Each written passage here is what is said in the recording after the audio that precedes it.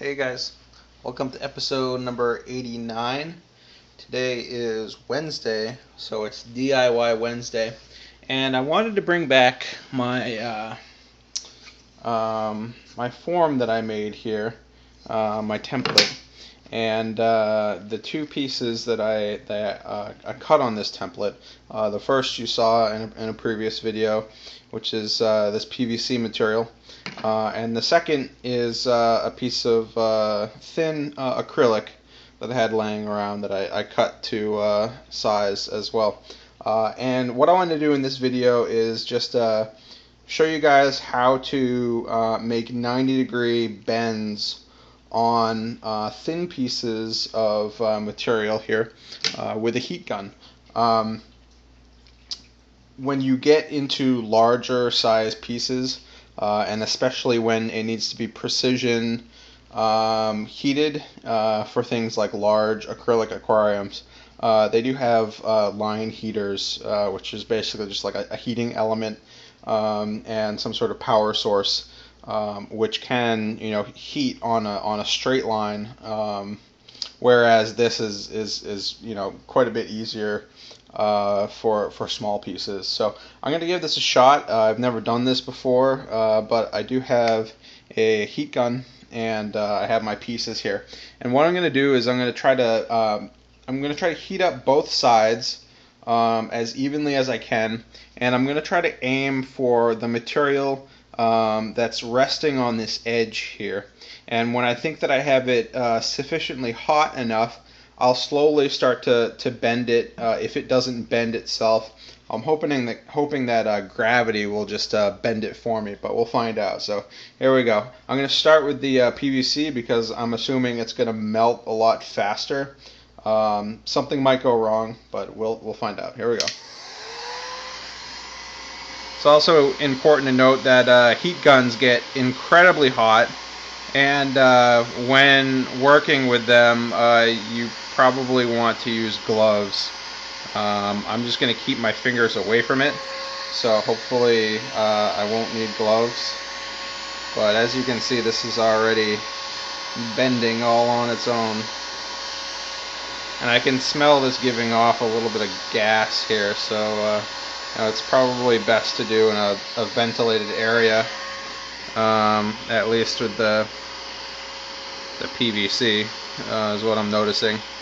And actually this is kind of getting a little bit of a texture on the surface as it's heating up. I'm going to shut this off for a second and see if I can't. Yeah, it's like really ready to bend here. There's a little bit of a texturing that occurred on the surface where I was heating it, and it looks kind of like a leather pattern, and that's just probably because some of it was heating up and probably burning off, whereas the rest of it stayed. But I'm just kind of holding this at a 90-degree angle here. It's still a little warm to the touch, and I can touch it now fine, but it's definitely not cooled down yet. But the purpose of this is to see what the limitations are of these materials, and potentially to use one or both of these as some sort of breeding slate. This will definitely inform some other aquarium projects that I'm planning in the future. So as you can see, it's not terrible, it's not great, it's still kind of in the process of drying or cooling back down. But since this stuff is PVC, it's solid on the outsides, but the actual inside is more of like a foam PVC, so it doesn't seem to bend all that well. But there you go. That's something. I don't know if I'm gonna end up using that or not, but it is what it is. It's all right. It's a cheap material, so fun to experiment with. Alright, the second one here is a very thin piece of acrylic. So I'm going to give this a go. And I'm not sure if heating it on both sides is the correct way to go, or if just heating it on one side is the correct way to go. But I figure if you only heat one side, you're probably going to start to put micro cracks in the other side because it's not heated evenly. You definitely don't want to force it, but this is very thin acrylic, so I can feel that I can see that it's already ready to bend here. So again, I'm just gonna kind of hold it in position. If I had gloves on, this would probably be easier. So I do recommend gloves when working with this material because it does get very hot, and I can't really touch that heated surface yet. But yeah, I mean, you could clamp down this material, and it does seem to heat up fairly quickly. So it is something that you can bend fairly easily.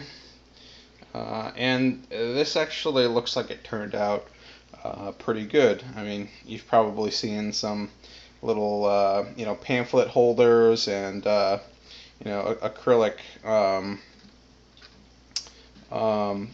things in bookstores or other stores or on tables or whatever, which might kind of resemble something like this. But there you go. I mean, it's self-standing. It was pretty easy to bend there, and it's not quite cooled down yet, but it's good enough to stand up by itself. So for 90-degree bends, if your material is thin enough, and if it isn't too long of a piece of material, as you saw, just a regular heat gun is more than enough heat to get that surface hot enough, the complete surface hot enough, all the way down the line to then bend it. If I was looking for a precise 90-degree bend, I would probably want some other sort of material to hold that bend in place. I just use my finger, so it's not quite 90 degrees. It's a little acute, but that's okay. It stands up by itself, and that's kind of all I was looking for. So I'd call that experiment a success. Like I said, I'll probably use this technique in future projects. So look forward to that. Hope you guys learned something. All right, see you guys later.